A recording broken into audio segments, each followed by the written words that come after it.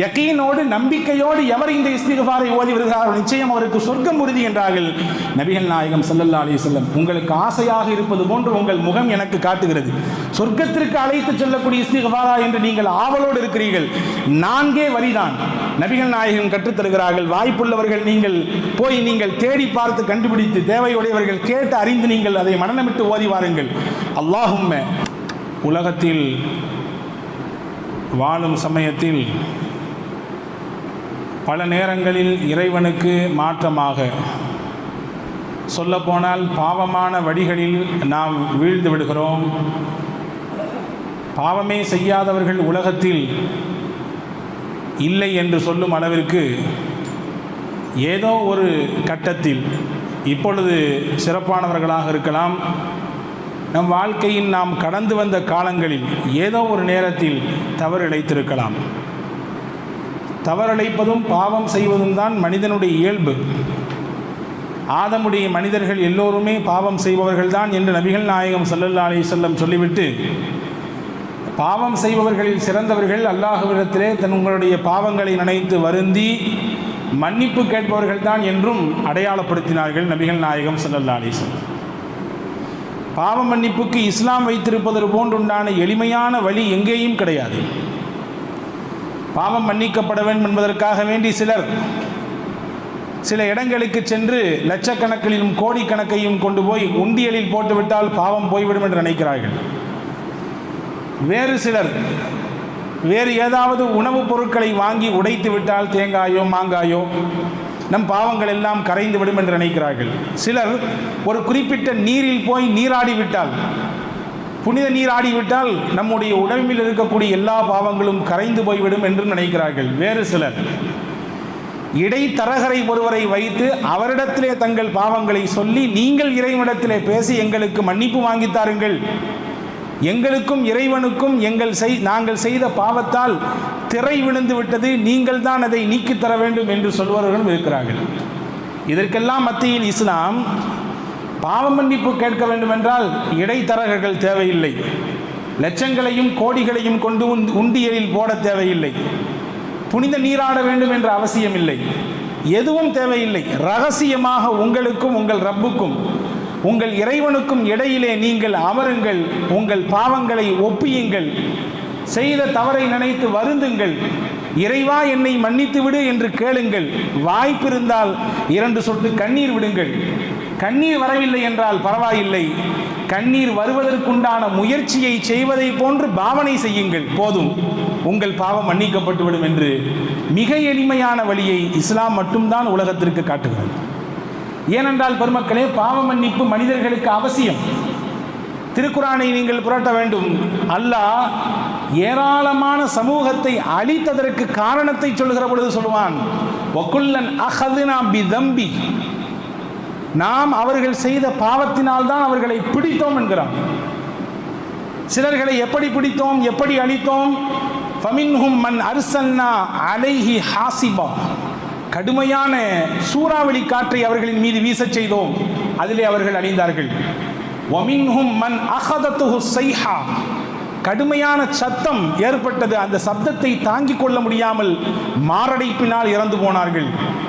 வமின்ஹும் மன் ஹஸஃப்னா பிஹில் அர்த், வேறு சிலர்கள் பூமியினால் உள்வாங்கப்பட்டு இறந்தார்கள், பூகம்பம் வந்து இறந்து போனார்கள். வமின்ஹும் மன் அக்ரக்னா, வேறு சிலர் தண்ணீரில் மூழ்கடித்து இறக்க வைத்தோம். எல்லாத்தையும் சொல்றான்.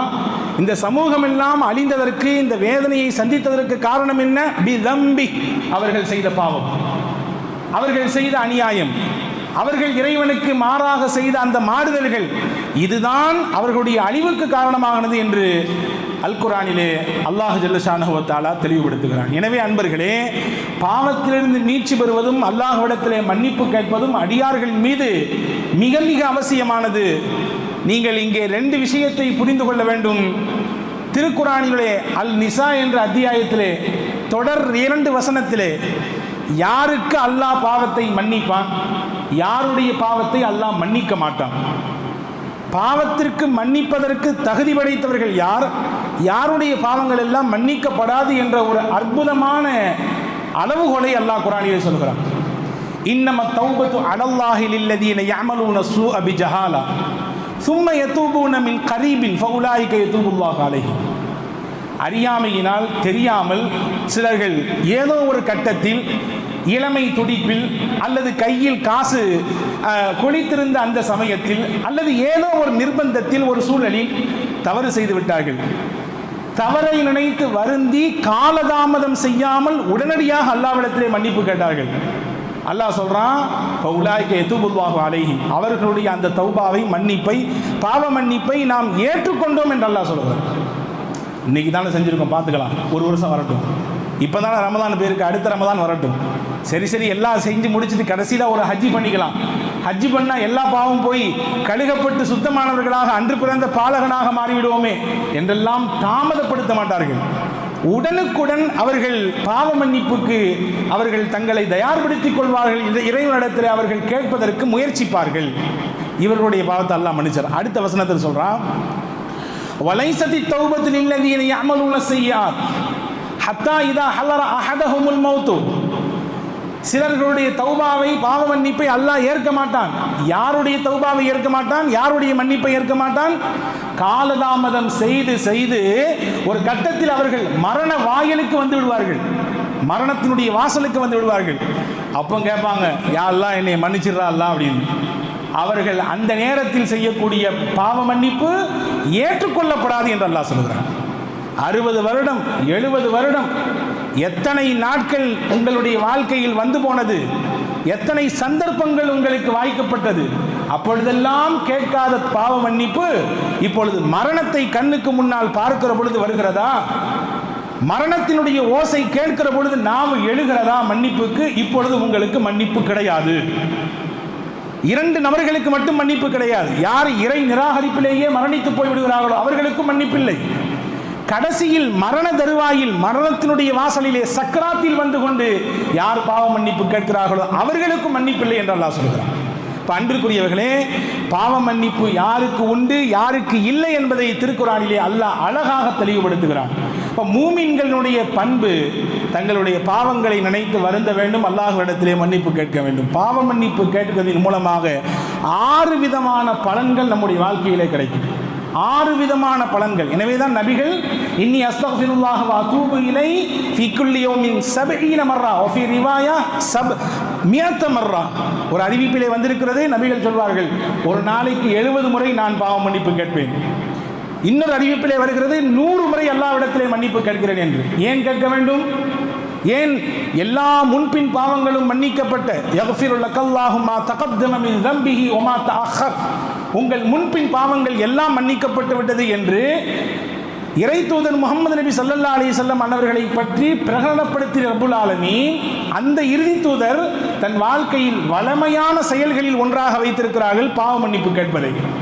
உம்மத்திற்கு கற்றுத்தர்றாங்க பாவ மன்னிப்பினுடைய அவசியத்தை. அல்லாஹ்விடத்திலே மீட்சி பெறுவதற்குரிய அந்த உயர்தரமான வழியை, அதனுடைய மகத்துவத்தை பெருமானார் உணர்ந்திருந்தார்கள். எனவே தான் தினசரி கேட்டார்கள்.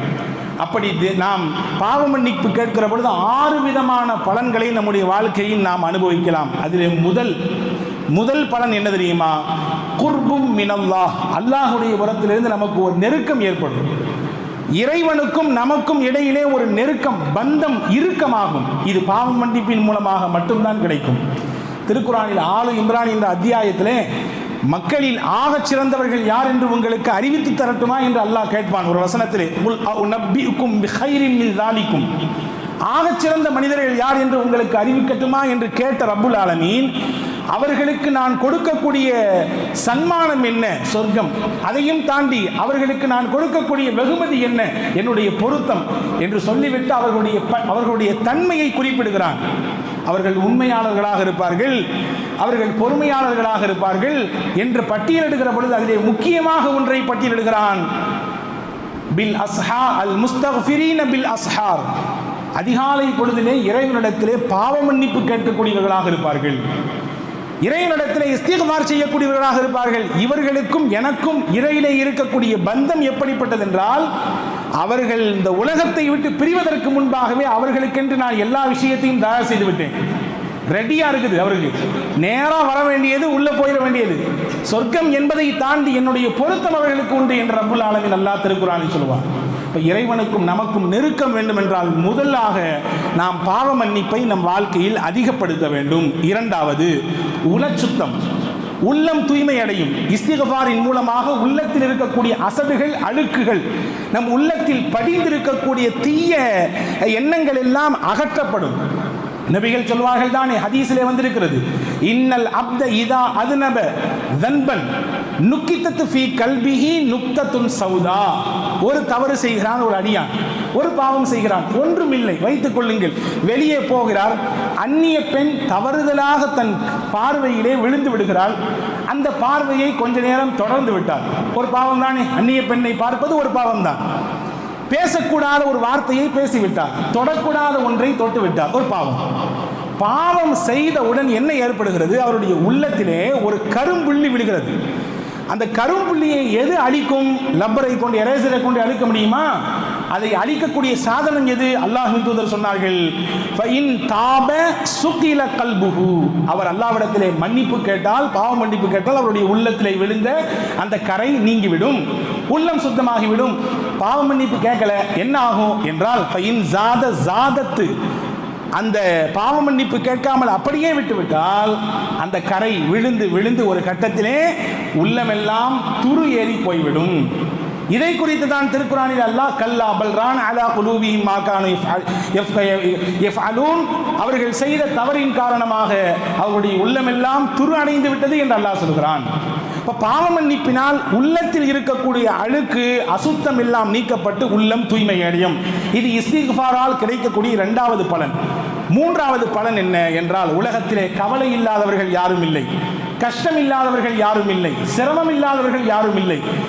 இந்த காரியமெல்லாம் யாருக்கு இருக்கிறதோ அவர்கள் உள்ளத்தில் உறுதியாக எண்ணிக்கொண்டு இஸ்திக்ஃபார் செய்ய தொடங்குவார்களேயானால் அவர்களின் கஷ்டத்தை அல்லாஹ் நீக்குவான், அவர்களுடைய சிரமத்திற்கு மிகச்சிறந்த ஒரு தீர்வை தருவான், அவர்களுடைய சங்கடங்களை இல்லாமலாக்குவான் என்று பெருமக்கள் சொல்லித் தருகிறார்கள். நாலாவது, பாவ மன்னிப்பின் மூலமாக மனிதர்களுக்கு கிடைக்கக்கூடிய முக்கியமானது, அவர் தேடி தேடி அலையக்கூடிய ரிஸ்கை அல்லாஹ் கொண்டு வந்து கொடுப்பான். தேடி தேடி அலையக்கூடிய ரிஸ்கை நம்மை தேடி அல்லாஹ் வர வைப்பான். மழையை தேடி அழிகிறோம், மழை வேண்டும் என்று ஆசைப்படுகிறோம், அல்லாஹ் தருவான். இதையெல்லாம் தாண்டி உடலுக்கும் உள்ளத்திற்கும் ஒரு குவத்தை, ஒரு சக்தியை அல்லாஹ் தருவான். சாலிஹ் இஸ்லாம், ஹூத் அலைஹிஸ்ஸலாம் தன்னுடைய கூட்டத்தை பார்த்து சொன்னார்கள், யா கௌம் இஸ்தக்ஃபிரு ரப்பக்கும் சும்ம தூபு இலைஹி யுர்சிலிஸ் ஸமா அலைக்கும் மித்ராரா. என்னுடைய சமூகமே, இறைவனிடத்தில் நீங்கள் இஸ்திக்ஃபார் செய்யுங்கள், பாவ மன்னிப்பு கேளுங்கள். உங்கள் பாவ மன்னிப்பு ஏற்றுக்கொள்ளப்பட்டு விட்டால் அல்லாஹ் மழையை கொடுப்பான். மட்டுமல்ல, உங்கள் உடலுக்கு தாக்கத்தை தருவான், சக்தியை தருவான். ஒரு குறிப்பிட்ட வயதிற்கு பிறகு நம்முடைய சக்தியை, பலத்தை நாம் இழந்து விடுகிறோம். ஒரு சில கட்டங்களிலே நாம் நம்முடைய உடலுடைய திரகாத்திரம் வேண்டும் என்று ஆசைப்படுகிறோம், உடல் ஒத்துழைக்க மறுக்கிறது. ஆனால் இஸ்திக்ஃபார் செய்வதை வளமையாக்கி கொள்ளக்கூடியவர்களுக்கு அல்லாஹ் உடலிலும் சக்தியை தருவான், உள ரீதியாகவும் சக்தியை தருவான் என்பதாக சொல்கிறார்கள். அப்ப நாலாவது விஷயம், நமக்கு இறைவன் சக்தியை தருவதோடு ரிஸ்கை கொண்டு வந்து நமக்கு தருவான், நமக்கு தேவையான மழையை அந்தந்த காலகட்டத்திலே கொடுப்பான். இது இஸ்திக்ஃபார் மூலம் கிடைக்கக்கூடிய நாலாவது பலன். ஐந்தாவது பலன், அருள் வேண்டும் அருள் வேண்டும் என்று எல்லா நேரத்திலும் அருள் வாயிலை திறந்திருக்காதா என்று ஏங்கக்கூடிய நபர்களுக்கு தன்னுடைய அருள் வாசலை அல்லாஹ் திறந்து வைப்பான். தன்னுடைய ரஹ்மத் என்ற வாசலை அவர்களுக்கு அல்லாஹ் திறந்து வைப்பான். சாலிஹ் அலைஹிஸ்ஸலாம் தன் கூட்டத்தாரை பார்த்து சொன்ன வார்த்தையை திருக்குர்ஆன் பதிவு செய்கிறது, யா கௌமி லிம தஸ்தஅஜிலூன பிஸ்ஸய்யிஅதி கப்ல ஹஸனா. நன்மையை விடுத்து ஏன் தீமையை செய்வதற்கு இப்படி போட்டி போடுகிறீர்கள், முந்துகிறீர்கள்? லவுலா தஸ்தக்ஃபிரூனல்லாஹ லஅல்லக்கும் துர்ஹமூன். இறைவனிடத்திலே உங்களுடைய கடந்த கால பாவங்களை நினைத்து வருந்த வேண்டாமா? அப்படி நீங்கள் வருந்தி மன்னிப்பு கேட்டால் இறைவன் உங்களுக்கு அருளை கொடுப்பானே என்று அல்லாஹ் சொல்கிறார். அருளை பெறுவதற்கு மிக முக்கியமான வழி, மிக முக்கியமான பாதை பாவ மன்னிப்பு. ஆறாவது, நமக்கு இனி ஏற்பட இருக்கக்கூடிய முசீபத்துகள், ஆபத்துகள், சோதனைகள் எல்லாவற்றையும் தடுத்து நிப்பாட்டக்கூடிய கேடயமாக இஸ்திக்ஃபார் இருக்கிறது. முன்னாடி சொன்னது கவலை, கஷ்டம், முன்னாடி ஏற்பட்டதெல்லாம் நீங்கிறதுக்கு. இனிவரும் காலங்களில் இதுபோன்றுண்டான சோதனைகள், பலாய்கள், முசீபத்துகள், ஆபத்துகள் எல்லாவற்றையும் தடுத்து நிப்பாட்டும் கேடயம் இஸ்திக்ஃபார். நபிகள் நாயகத்தினுடைய காலத்தில் அபு முர்ஸல் அஷ்அரி ரலியல்லாஹு சொல்கிறார்கள், வரலாற்றிலே வந்திருக்கிறது தானே, சூரிய கிரகணம் ஏற்படுவதற்குரிய அந்த நேரம் நெருங்குகிறது. நபிகள் பதட்டமடைந்து வெளியே வருகிறார்கள். வெளியே வந்து பார்த்தால் எல்லோருடைய முகத்திலும் ஒரு விதமான பயம் தொற்றி கொண்டிருக்கிறது. ரசூல் ஸல்லல்லாஹு அலைஹி வஸல்லம் எல்லாத்தையும் ஒரு இடத்துல அழைச்சாங்க, உட்கார வச்சாங்க. திக்ர் செய்யுங்கள் என்று சொன்னார்கள், அல்லாஹ்விடத்திலே பாவ மன்னிப்பு கேளுங்கள் என்று சொன்னார்கள். நீண்ட நேரம் தொழுதார்கள், கியாம், ருக்கு, சஜிதா, நீண்ட நேரம் தொழுகை முடிந்துவிட்டு சொன்னார்கள், இதுபோன்றுண்டான கிரகண சமயங்களிலே இறைவனுடைய கோப பார்வை மனிதர்கள் மீது திரும்பி விடாமல் இருப்பதற்கு நீங்கள் என்ன செய்ய வேண்டும்? இறைவனை நினையுங்கள், இறைவனை திக்ர் செய்யுங்கள், உங்களுடைய பாவத்தை நினைத்து வருந்தி அல்லாஹ்விடத்திலே மன்னிப்பு கேளுங்கள், அந்த கிரகணத்தை அல்லாஹ் நீக்கி விடுவான் என்றார்கள். இப்போ ஒரு ஆபத்து வரக்கூடியது, அதை தடுத்து நிப்பாட்ட வழி என்ன என்பதை காட்டுகிற பொழுது நபிகள் நாயகம் இஸ்திக்ஃபாரை, பாவ மன்னிப்பை முதன்மைப்படுத்துகிறார்கள் என்று சொன்னால், நம் வாழ்க்கையிலும் ஆபத்துகள் முசீபத்துகள் வராமல் இருக்க நாம் இந்த இஸ்திக்ஃபாரை நம்முடைய வாழ்க்கையில் வளமையாக்கிக் கொள்வோமேயானால் நிச்சயம் பெரும் பெரும் ஆபத்துகளிலிருந்து நாம் பாதுகாக்கப்படுவோம் என்பதுதான் இந்த நிகழ்ச்சிகள் நமக்கு சொல்லித்தரக்கூடிய விஷயம். ஆக இந்த 6 விதமான பலன்கள் இஸ்திக்ஃபார் மூலமாக இந்த சமூகத்திற்கு அல்லாஹ் தருகிறான் என்று பெருமக்கள் நமக்கு சொல்லித் தருகிறார்கள். அன்பர்களே, ஒரு மிகச்சிறந்த இஸ்திக்ஃபாரை நான் உங்களுக்கு சொல்லித் தருகிறேன். வாய்ப்பு இருந்தால் நீங்கள் அதை மனனம் செய்து தினசரி ஓதி வாருங்கள். நபிகள் சொன்னார்கள், நான் பின்னால் சொல்ல இருக்கக்கூடிய இந்த இஸ்திக்ஃபாரை எவர் ஒருவர் காலையில் ஓதுகிறாரோ அன்று மாலைக்குள் அவருக்கு மரணம் என்று இருக்குமேயானால் அவர் மரணம் அடைந்ததற்கு பிறகு நேரடியாக சொர்க்கத்திற்கு போவார். எவர் மாலையில் இந்த இஸ்திக்ஃபாரை ஓதுகிறாரோ அவருக்கு அன்றைய இரவு மரணம் என்றிருந்தால் அல்லது மறுநாள் அதிகாலையில் மரணம் என்றிருந்தால் மரணப்பட்டால் நேரடியாக சொர்க்கத்திற்கு போவார். யகீனோடு, நம்பிக்கையோடு எவர் இந்த இஸ்திக்ஃபாரை ஓதி வருகிறாரோ நிச்சயம் அவருக்கு சொர்க்கம் உறுதி என்றார்கள் நபிகள் நாயகம் ஸல்லல்லாஹு அலைஹி வஸல்லம். உங்களுக்கு ஆசையாக இருப்பது போன்று உங்கள் முகம் எனக்கு காட்டுகிறது. சொர்க்கத்திற்கு அழைத்து செல்லக்கூடிய இஸ்திக்ஃபாரா என்று நீங்கள் ஆவலோடு இருக்கிறீர்கள். 4 வரிதான் நபிகள் நாயகம் கற்றுத்தருகிறார்கள். வாய்ப்புள்ளவர்கள் நீங்கள் போய் நீங்கள் தேடி பார்த்து கண்டுபிடித்து தேவையுடையவர்கள் கேட்டு அறிந்து நீங்கள் அதை மனனமிட்டு ஓதி வாருங்கள். அல்லாஹும்ம அன்த ரப்பி லா இலாஹ இல்லா அன்த خلقتني انا عبدك وانا على عهدك ووعدك ما استطعت اعوذ بك من شر ما صنعت ابوء لك بنعمتك علي وابوء لك بذنبي فاغفر لي فانه لا يغفر الذنوب الا انت. 4 வரிதான். இந்த இஸ்திக்ஃபாருக்கு பெயர் தான் சையதுல் இஸ்திக்ஃபார். இஸ்திக்ஃபாருக்கெல்லாம் தலை இதுதான். இதை யார் பிடித்துக் கொள்கிறாரோ நிச்சயம் அவருக்கு சொர்க்கம் உறுதி என்று நபிகள் நாயகம் ஸல்லல்லாஹு அலைஹி வஸல்லம் சொல்கிறார்கள்.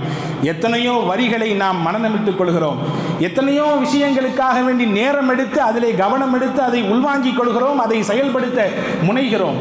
நம்மை இந்த உலகத்திலிருந்து நேரடியாக சொர்க்கத்திற்கு கையை பிடித்து அழைத்து செல்லக்கூடிய ஒரு மாபெரும் பொக்கிஷத்தை உங்கள் கைகளில் நான் இப்பொழுது ஒப்படைத்திருக்கிறேன். சையதுல் இஸ்திக்ஃபார் கூகுளிலே போய் நீங்கள் சர்ச் செய்து பாருங்கள், அது உங்களுக்கு கிடைக்கப்படும். எடுத்து மனனமிடுங்கள், மனனமிட்டு தினசரி ஓதி வாருங்கள். வல்ல ரஹ்மான் அல்லாஹ் நாம் செய்த எல்லா பாவங்களையும் மன்னித்து அவனுக்கு பிடித்தமான உயர்ந்த நல்லடியார்கள் கூட்டத்தில் உங்களை